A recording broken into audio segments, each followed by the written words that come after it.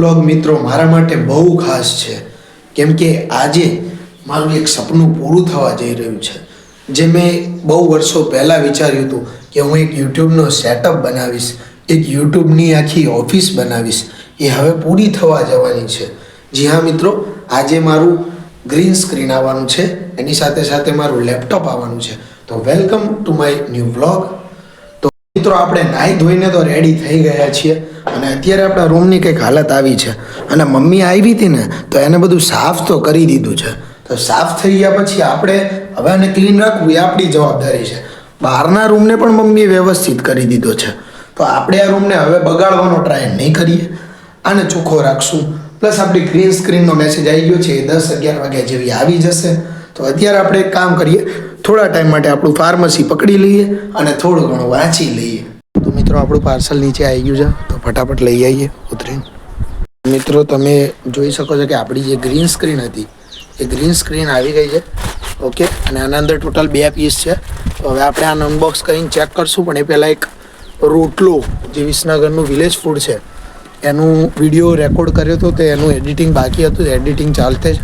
તો એ એડિટિંગ પતાવી દઈએ, એન પછી આને અનબોક્સ કરીએ. Dream becomes true. તો મિત્રો આપણે જે આપણો ચેલેન્જ લીધો હતો ને એ ચેલેન્જ હવે ઓવર કરવાનો ટાઈમ આવી ગયો છે, કેમ કે ગરમી વધારે છે અને આપણાથી હવે રહી શકાય એમ નથી. આ ચેલેન્જને આપણે પછી કોઈક વાર કન્ટિન્યુ કરશું, પણ અત્યારે હવે આ કન્ટિન્યુ થાય એમ નથી. અને આપણે આવી ગયા છે ઉપર, બિકોઝ કે આપણે આપણી જે વસ્તુ લાવેલા છીએ ગ્રીન સ્ક્રીન એની અનબોક્સિંગ કરવાની છે. તો આવી રહ્યું આપણું ગ્રીન સ્ક્રીન ફ્લિપકાર્ટ તરફથી આવ્યું છે.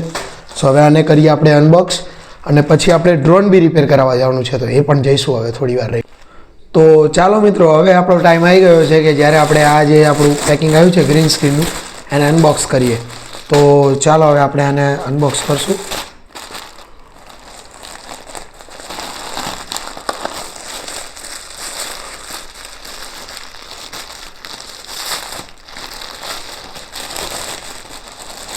ઓકે, તો અહીંયા લાઇક્રા કાપડ આવ્યું છે એવી, અને ફ્લિપકાર્ટ તરફથી આવ્યું છે. તો આઈ હોપ કે થોડું વ્યવસ્થિત હોય.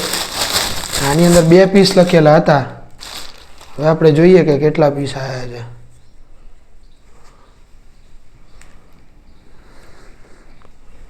ઓકે, તો આની અંદર એક જ પીસ છે મે બી.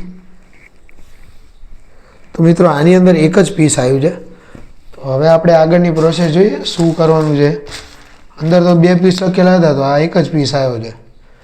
તો આને રિટર્ન કરવાનું થાય તો રિટર્ન બી કરી જોઈએ આપણે શોપસીમાંથી. So let's check it. આમ તો કે 200 રૂપિયામાં એક જ ગ્રીન સ્ક્રીન આવે, તો આમ તો વસૂલ જ કહેવાય.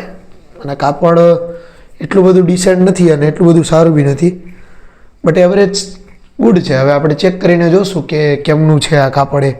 તમારે જો આને બાય કરવું હોય તો શોપસી એપ જે છે ફ્લિપકાર્ટની એમાંથી મેં મંગાવ્યું હતું. તો હવે આપણે આને એકવાર લગાવીને ચેક કરીને જોઈએ કે આની બેકગ્રાઉન્ડ હટે છે કે નથી હટતી. ઓકે, बैकग्राउंड रिमूव हो रहा है कि नहीं हो रहा है वो मुझे नहीं पता है.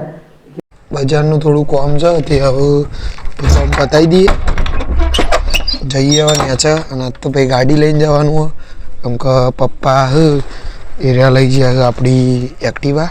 મિત્રો આપણે ગાડીમાં બેસી ગયા છીએ અને તડકો ભાઈ બહુ છે, એ ચશ્મા પડ્યા. તો હવે આપણે નીકળીએ.